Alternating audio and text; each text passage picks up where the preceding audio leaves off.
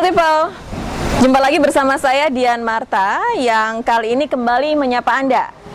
Di tengah maraknya pemberitaan mengenai dugaan kasus afiliator penipuan trading investasi, saat ini tentu menjadi fokus bagi masyarakat menyikapi fenomena ini gitu ya.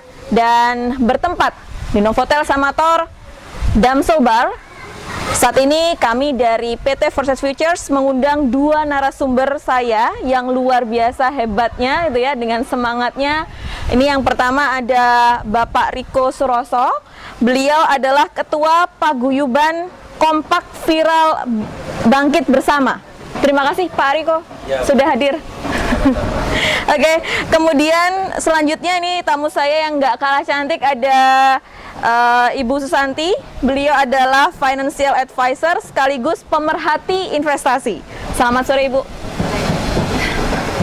Oke, langsung saja nih Pak Riko ya, mungkin bisa menanggapi terkait mengenai viralnya afiliator penipuan investasi trading ini. Mungkin bisa memberikan tanggapannya Pak. Oke, terima kasih. Pertama-tama saya mengucapkan banyak terima kasih atas undangan ini. Memang yang kita jalankan sekarang ini itu adalah bisnis yang terlihat legal, tapi ternyata bodoh. Apalagi kalau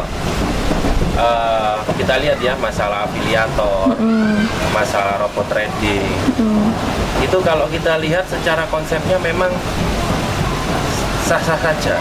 Dalam artian di sini sah-sah saja itu dia tidak menawarkan suatu ROI yang dimana memastikan hasil itu secara pasti. Jadi di situ saya menganggap bahwa robot trading maupun terutama saya adalah korban di robot trading, bahwa kami ini pun juga sangat mengkoreksi legalitas. Kita lihat ownernya, kita lihat kantornya, sampai kita lihat izin-izinnya, itu kami rasa sudah cukup lengkap, meskipun tidak lengkap. Dalam artian itu memang tidak ada dalam bisnis di Indonesia itu yang full lengkap dan full menjamin resiko, itu memang tidak ada.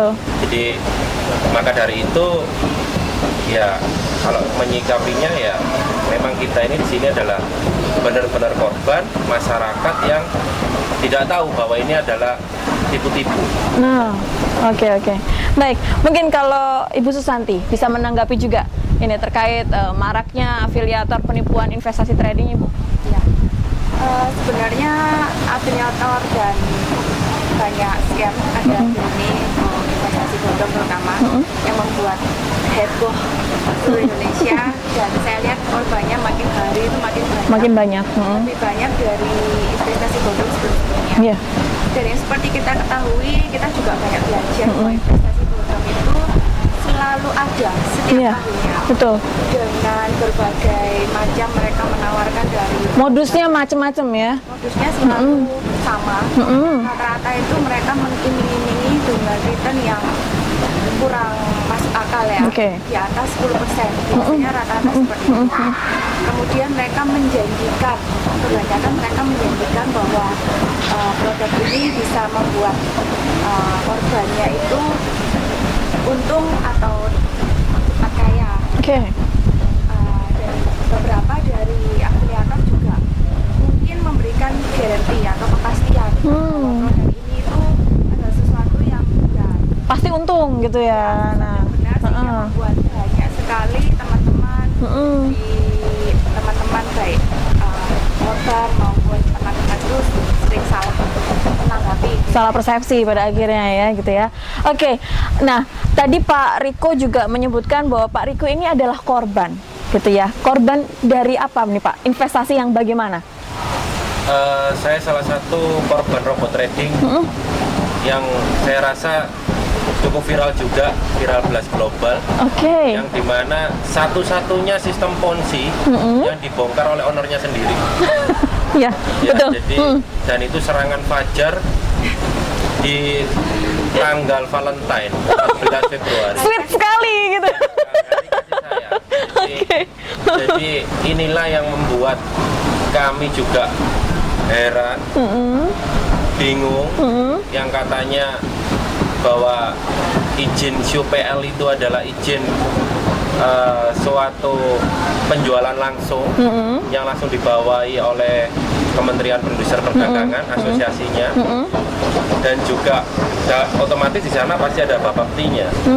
Jadi di sini kami pun juga ragu juga ya masalah brokernya.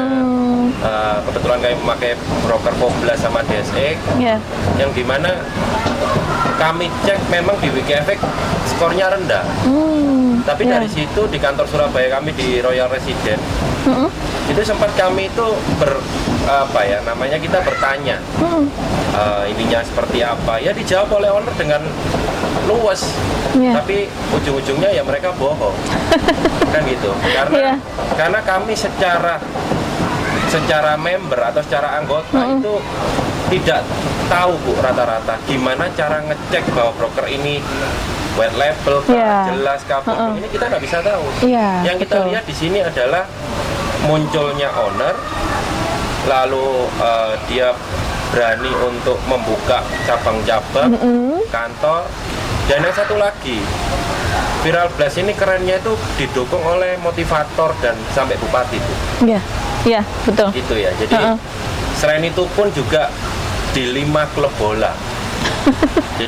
jadi kami, apalagi satunya ya, Bayangkara United itu adalah milik kepolisian. Iya. Ya, jadi betul. dalam artian di sini tuh kami semakin yakin, percaya gitu ya.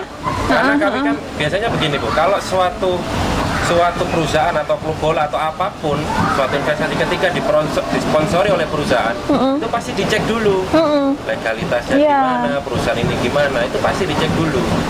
Nggak mungkin dia tiba-tiba terima duit gitu kan. Nah, inilah yang menjadi, kalau saya rasa ini bukan investasi bodong lagi, tapi ini sudah perampokan dan pembodohan publik. Nah, itu dia. Tapi Pak Riko join sama Viral Blast itu sejak kapan, Pak? Kalau saya join di Viral Blast itu sejak Desember 2020. Desember 2020. Dan mulai sadar bahwa ini nggak benar, itu kapan? Mulai ya lewat email itu, Bu. Lewat email itu? Lewat email dari salah satu owner Putra Wibowo itu. Oke, kemudian apa nih? Pak Riko melakukan apa nih? Ketika Bapak sudah sadar nih, lewat email itu informasinya ada, itu Bapak bagaimana nih? Apakah menghubungi teman-teman yang lain yang juga bergabung di Viral Blast atau bagaimana, Pak? Ya, kita saling hubung-hubungi. Saya dihubungi member saya dihubungi leader saya, otomatis leader juga, karena di sini serangan fajar jam 3 pagi, Bu. Oke, Jadi saya yakin semua member Viral Blast di tanggal 14 Februari tidak ada yang bisa ditutup. Gitu ya. Semua pada tanya semua kita tanya dan tanya. Bukan melewatkan malam romantis, tapi mikir itu kita. Oke, baik. Tapi gini Pak Riko, mungkin bisa diceritakan, di-share ya, waktu itu ketika Viral Blast ini mendatangi Bapak nih ya, cara mereka ini menawarkan produk mereka itu bagaimana? Apakah hanya dengan menyodorkan, oh ini loh kami punya kantor, cabang kami banyak, kami bawa juga sudah ada Bayangkara United lah, Bupati lah segala macam gitu, bagaimana Pak? Pada awal itu waktu saya ditawarin itu belum ada seperti itu. Belum ada seperti itu di Desember 2020 itu, bahkan biasanya kayak pamflet brosur itu masih flyer belum ada, flyer belum ada.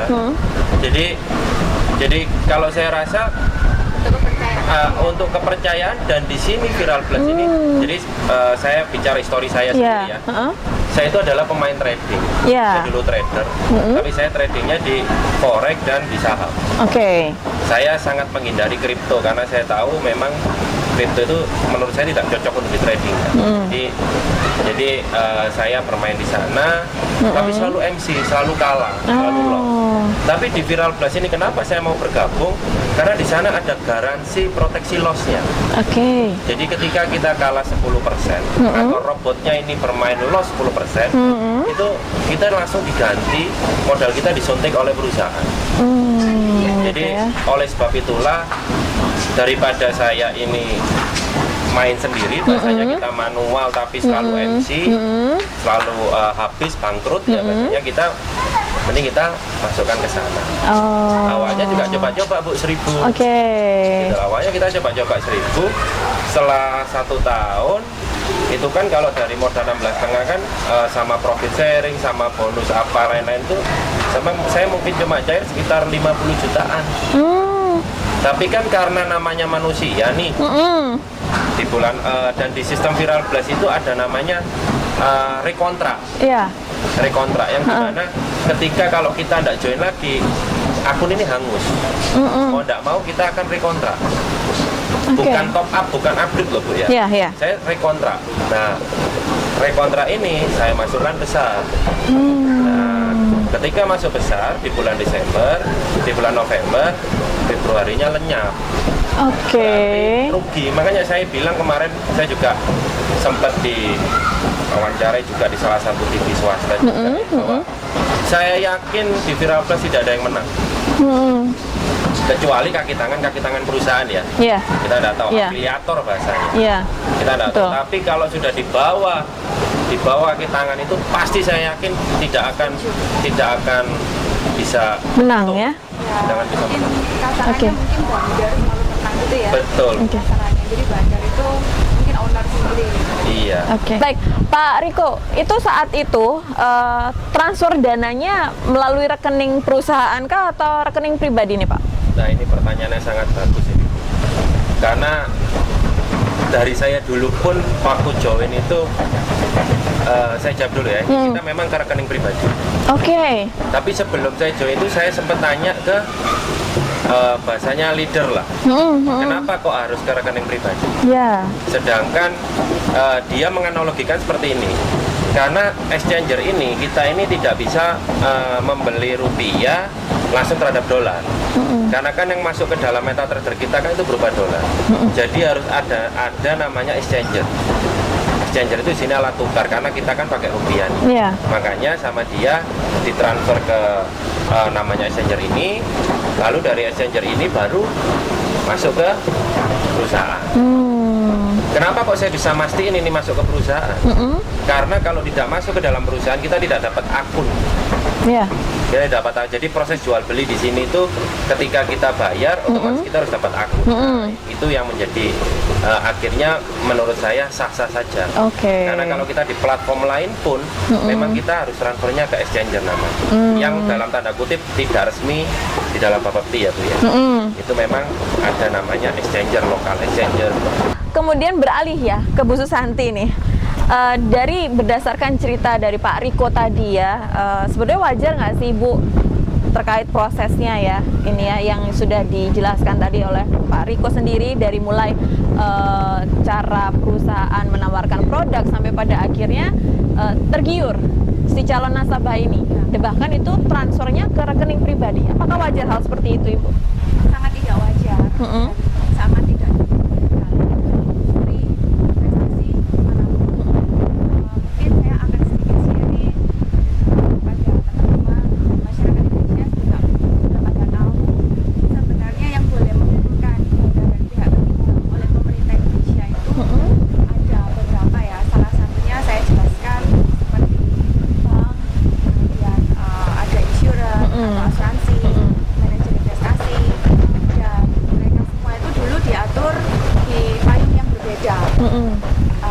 Namun sekarang semua diatur di payung yang sama, yaitu OJK, Jasa Keuangan.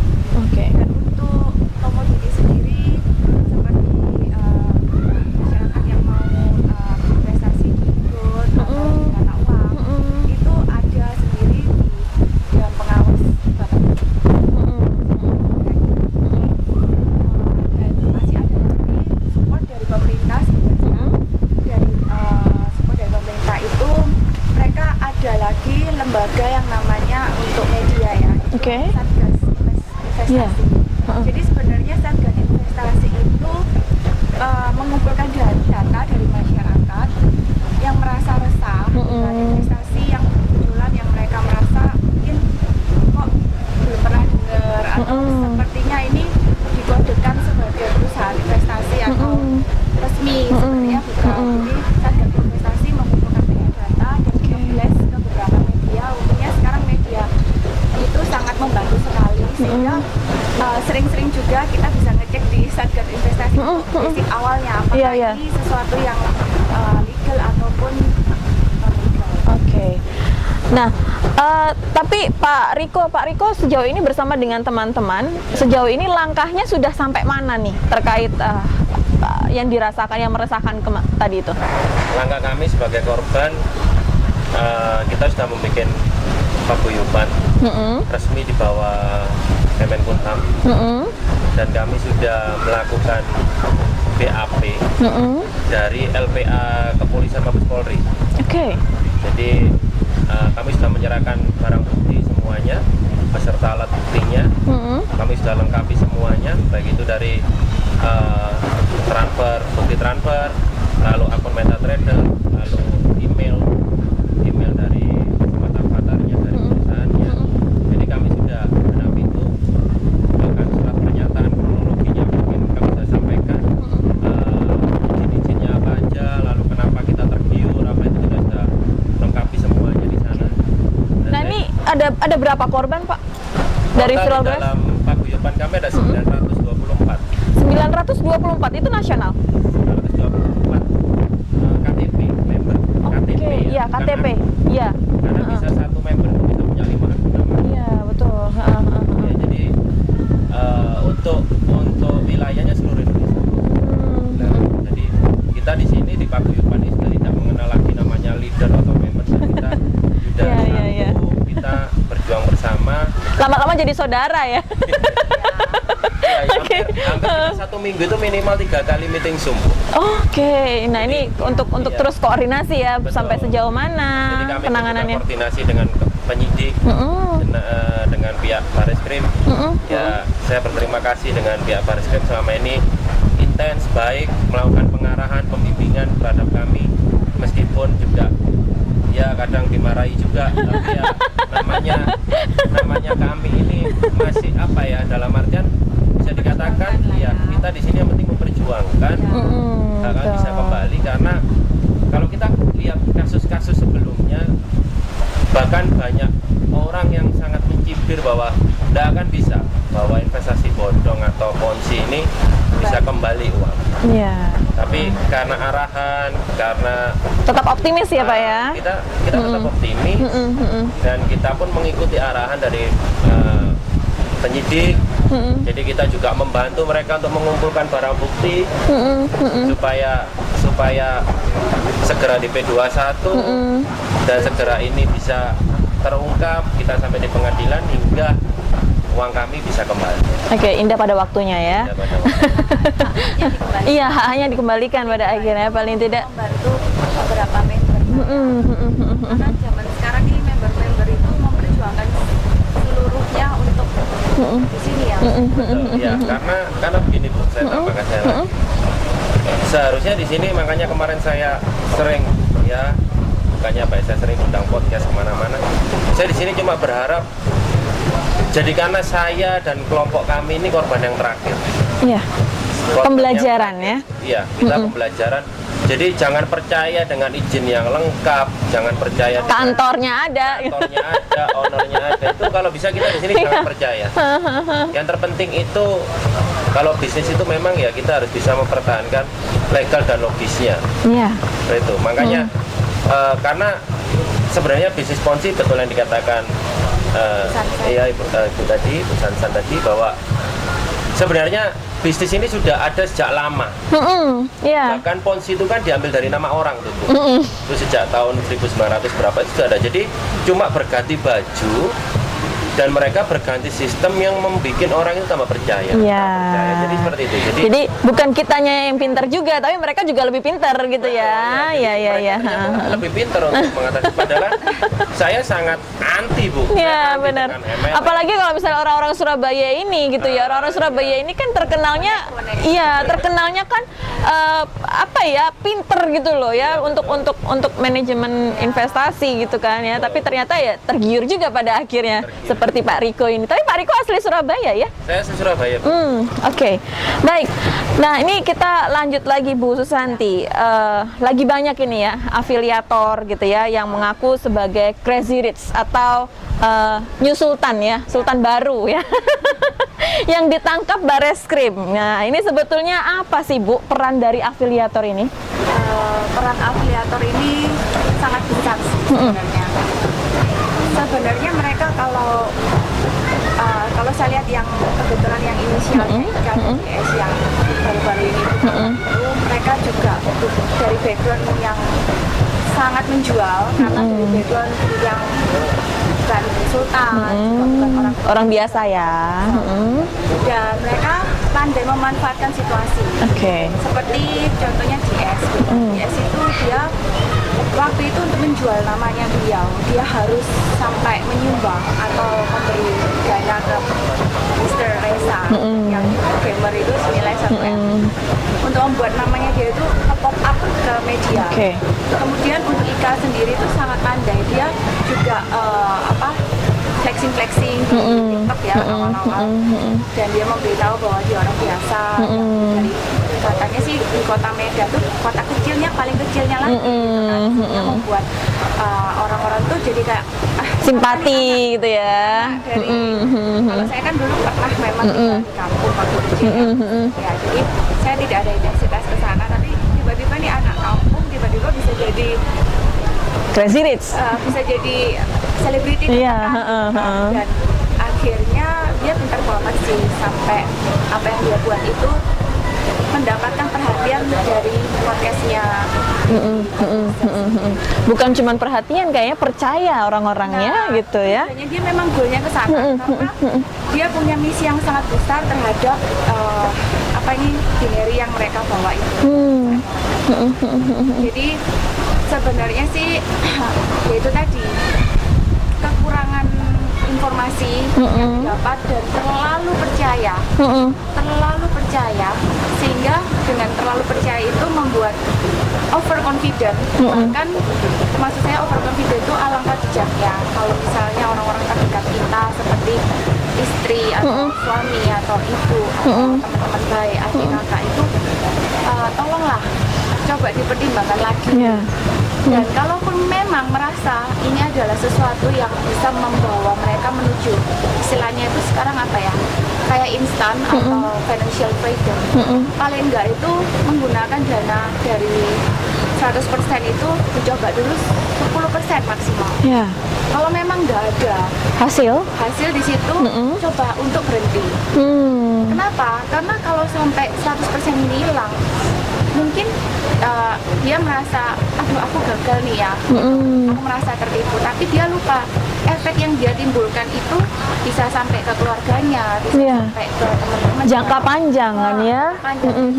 Sebenarnya yang susah bukan dirinya sendiri, tapi banyak orang, betul. Itu yang membuat kenapa GS dan IKA itu harus dijadikan contoh di Indonesia ini untuk ditahan.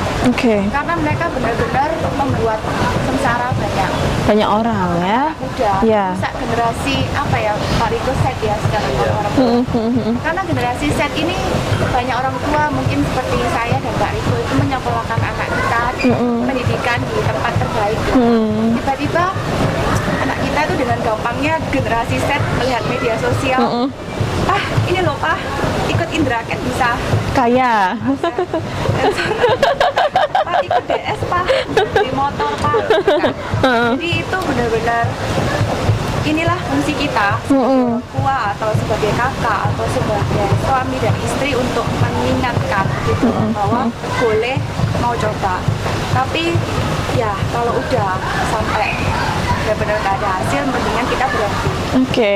Diterusin gitu. Iya. Tapi kan kadang ada juga perusahaan-perusahaan yang gitu tadi ya, di awal diuntungin terus nih, tapi lama-lama ya habis gitu loh.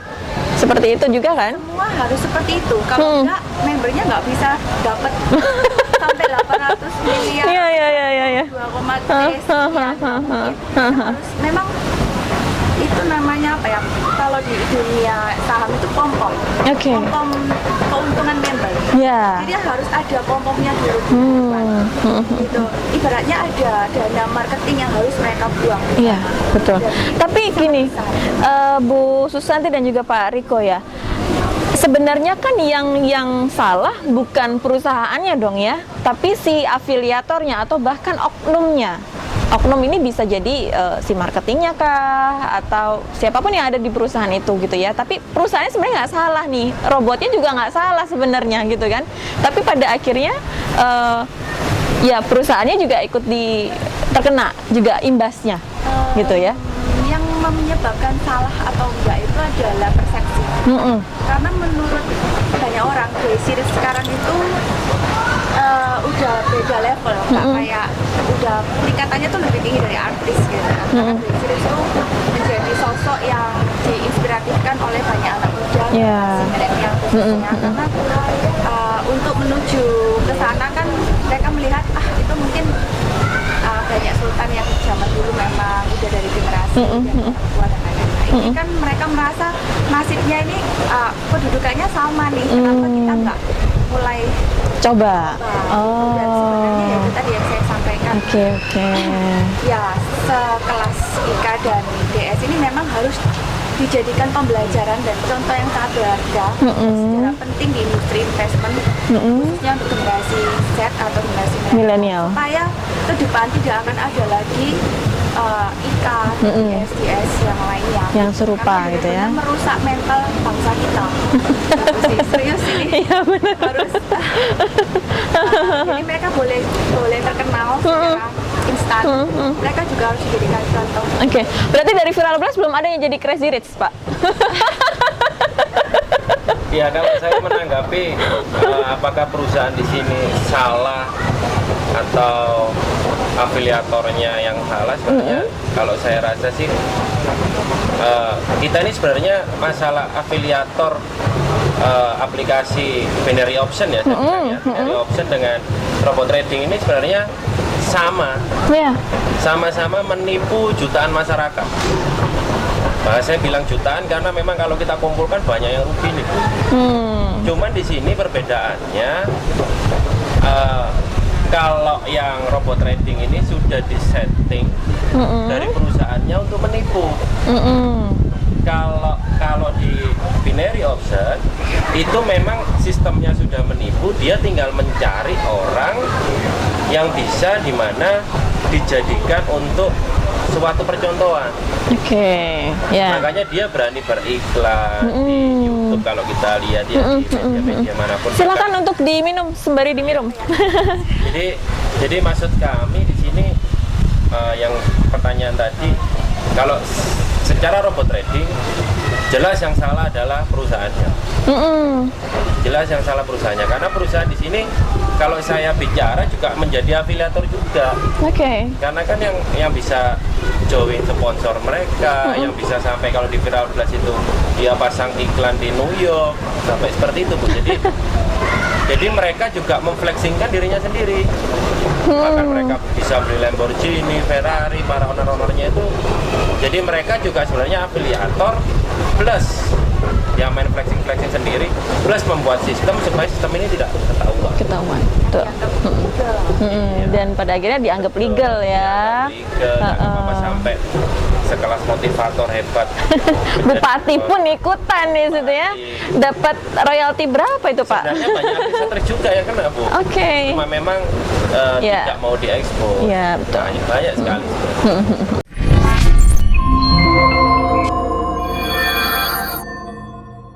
Oke, Smart People, ini ada promo terbaru ya dari Novotel Samator Surabaya Timur.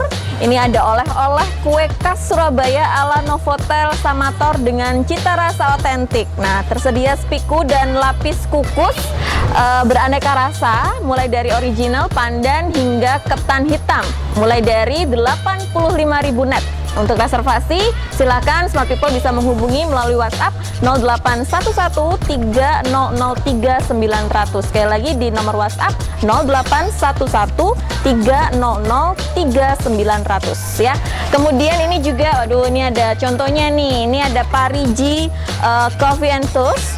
Ini silahkan kalau Smart People ingin bersantai di cafe dengan harga yang affordable namun berkualitas premium dari Hotel Bintang 4, silahkan Anda bisa langsung datang ke Novotel Samator Surabaya Timur ya. Nikmati aneka olahan kopi, teh, snack hingga hidangan utama di tempat indoor dan outdoornya yang nyaman mulai dari Rp15.000 saja. Ini mulai dari Rp15.000 saja ya. Silahkan follow Instagramnya di @parijicoffee. Untuk update terbaru dari Novotel Samator Surabaya Timur, silakan Anda juga bisa order melalui Grab.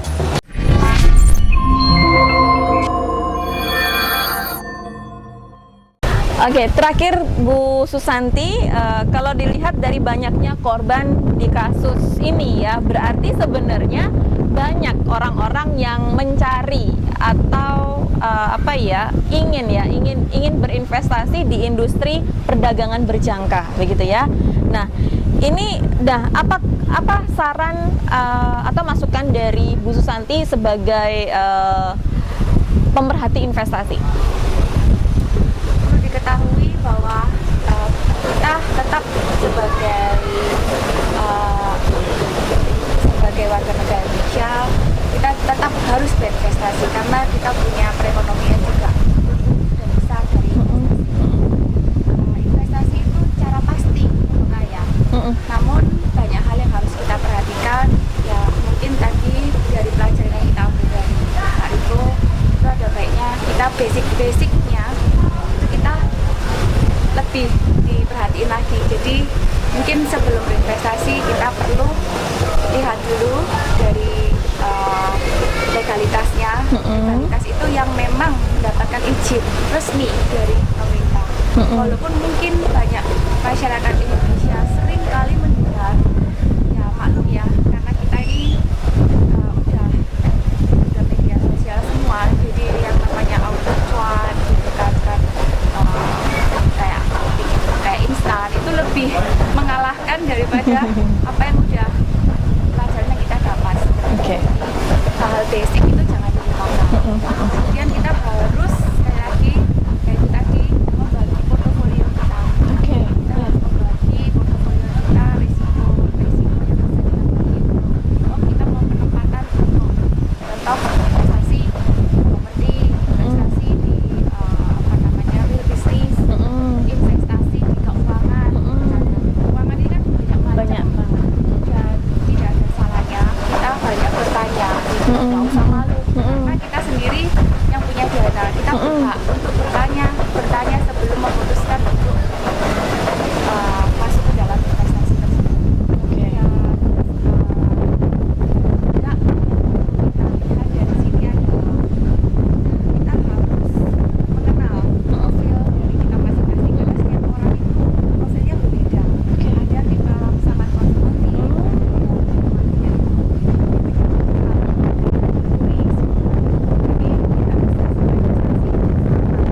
Dipukul rata. baiknya kita sebelum join kita tanya dulu nih cocok nggak sesuai nggak Iya. kita.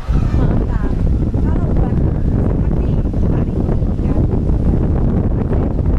belajar kebetulan saya sangat beruntung, saya punya teman kebetulan sudah 10 tahun di industri ini. Dan saya ikut belajar untuk komoditi itu pertama kali di First Stage ya. Mereka itu udah 10 tahun diri dan sampai hari ini sih belum pernah ada masalah gitu kan. Dan juga legalitasnya udah tahu sendiri pasti, ya udah cek juga sih punya pilihan investasi yang sangat yang sudah komoditi seperti oil, seperti gold, mereka juga ada. Dan mereka juga punya produk yang mungkin sekarang lagi happening. Juga itu seperti stok US stock market gitu. Iya. Pilihannya juga banyak banget. Jadi boleh sih kalau sebagai alternatif. Iya. Kira-kira seperti itu. Pak Riko. Oke, Pak Riko, mungkin ini berdasarkan pengalaman dari Pak Riko sendiri nih, mungkin ada informasi yang mau disampaikan kepada masyarakat nih terkait agar terhindar dari scam atau ponzi. Ya, jadi intinya kalau dari saya untuk saat ini hindari dululah robot-robot trading, hindari dululah yang berbau-bau auto cuan, ragu rugimu, lalu Ragu rugimu ada ya Pak ya? iya, Oh, oke. hindari yang pakai moto-moto seperti itu dulu. Jadi maksud saya itu begini, betul katanya Ibu Susan tadi ya. Jadi finansial itu yang terbaik adalah kita ini untuk kehidupan adalah berinvestasi. Tapi kita juga harus memikirkan bahwa investasi itu jangan sampai kita menggunakan uang dapur. Kalau kita pakai itu uang nganggur, Nah, uang itu. yang dimana benar-benar itu kita bisa benar-benar dingin lah uang itu daripada uang ini di tabungan yang dimana kita bunga tabungan pun itu juga sangat kecil sekali. Lebih baik dimasukkan ke dalam investasi-investasi yang benar-benar ada izin dari untuk pengumpulan dananya. Artinya kalau memang di bagian perbankan ada namanya OJK, lalu di bagian komoditi ada yang namanya Bapepti. Cuma di sini saya menghimbau juga untuk OJK dan Bapepti pun jangan ragu untuk menumpas. Jadi gini maksud saya, jangan hanya membuat aturan itu bagus, yang tidak mau nurut dibiarkan, yang nurut dijalankan. Jangan kan itu Bu. Iya. Mereka harus tegas. Jadi saya punya aturan baku nih, kalau kamu tidak bisa, ya udah dihancurkan. Tidak bisa dipendam dalam tanah. Jadi apa? Supaya tidak ada korban-korban lagi. Benar-benar dihancurkan tapi ya Pak ya. Dihancurkan. Karena gini, karena meskipun itu ditutup nih, tapi pada akhirnya mereka timbul lagi, muncul lagi dengan nama yang baru gitu kan, seperti itu. Karena apa ya? Jadi kita ingin mempunyai suatu lembaga negara yang tegas. Dia bisa membuat aturan, tapi juga bisa menghancurkan. Ya. Jadi kalau yang membuat aturan oke, dirangkul, dipenuhi, dibimbing, dibina, jangan ini benar-benar dihancurkan. Ya. Jangan ini dibiarkan. Kan gini ya Bu ya, pasti saya yakin untuk kedepannya mungkin untuk anak cucu kita ya, bisnis itu pasti akan ada bisnis yang izinnya lengkap, bahkan dia izin Bapepti. Tapi kalau kita tidak strength secara sekarang dari korban-korban ini untuk minimal itu meminta pertanggungjawaban Bapepti untuk apa? Bukan kita meminta pertanggungjawaban seperti apa, tapi saya berharap secara pribadi bersama dengan teman-teman paguyuban saya agar Bapepti ini bisa strength. Ya. Kalau kita bahasa itu koin-koin micin itu kalau bisa dihapus. Jadi jangan dibiarkan sampai ada korban gitu loh. Jadi saya juga berharap mungkin pihak dari media ini bisa mengakomodir omongan saya kepada Bapepti agar apa yang saya sampaikan ini bisa didengar oleh lembaga negara OJK maupun Bapepti. Jadi ayo kita harus kuat karena jangan salah Bu, di negara Albania di tahun 1997 itu bisa hancur karena sistem ponzi. Ya. Itu Iya, betul. sampai semuanya Perdana Menteri semuanya kena Bu. Jadi jangan sampai Indonesia seperti ini. Ya. Mungkin sekarang nggak kelihatan gitu loh. Belum terasa gitu Betul, ya. belum terasa. Jadi makanya moto dari paguyuban kami jelas. Apa nih motonya Pak? Kami yang pertama kembalikan kerugian kami. Oke. Yang kedua miskinkan owner Bu. Oke. Karena apa? Kalau ketika owner ini tidak dimiskinkan, dia bisa kembali lagi dengan modal ala kadarnya untuk menipu lagi. Gitu loh. Iya betul Jadi, Pak. Kami di sini memang kita akuin bahwa kita mungkin bisa dianggap oleh masyarakat kami ceroboh atau ada bahasa salahnya kamu pemakan rayuan atau salahnya kamu kepengen kaya instan ya. Cuma di sini selain kami ini menjadi korban dan saya berani untuk memasang muka di sini. Iya. Sebenarnya ya saya tidak malu karena apa? Karena jangan sampai saya dengan teman-teman saya di belakang ini akan terimbas ke anak cucu. Ya, pada akhirnya usaha yang dilakukan sekarang akan menjadi sia-sia begitu ya. Karena terkadang begini, orang kalau tidak kena masalah tidak akan mau berdoa. Iya. Ya, ini Iya, kita fair-fairan aja. Jadi jangan sampai kita kena masalah dulu, baru kita ini melihat, browsing, searching. Nah, jadi gitu. Ya. maksud saya di sini ya betul. Jadi pihak Bapepti atau pihak OJK, Betul. hire lah orang-orang kayak Bu Susan ini. Ya. Untuk apa ya? Untuk mensosialisasikan. Hire juga Pak Riko nih gitu ya untuk sosialisasi nih karena pelakunya langsung gitu. Investasi itu yang Korbannya seperti langsung. apa, kan begitu. Jadi, Oke ya. itu ya pesan saya.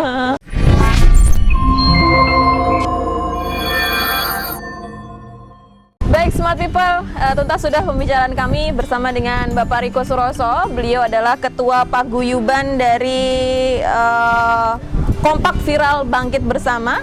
Dan juga ada Ibu Susanti, beliau adalah Financial Advisor sekaligus pemerhati investasi. Semoga apa yang disampaikan di sini itu bisa menjadi pembelajaran penting bagi kita semua terkait dunia investasi. Jadi memang nggak mudah, tidak semudah itu loh gitu ya, tidak semudah apa yang ditawarkan gitu ya. Jadi lebih baik Anda browsing dulu, tanya sana sini gitu ya. Kalau perlu Anda datangi langsung kantornya, beneran ada nggak kantornya gitu ya. Jangan cuman hanya berdasarkan alamat gitu, alamatnya ada di jalan ini gitu ya.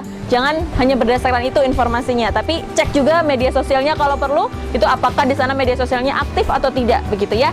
Oke, sampai di sini dulu. Saya Dian Marta menemani Anda. Kita ketemu lagi di lain kesempatan. Salam sukses.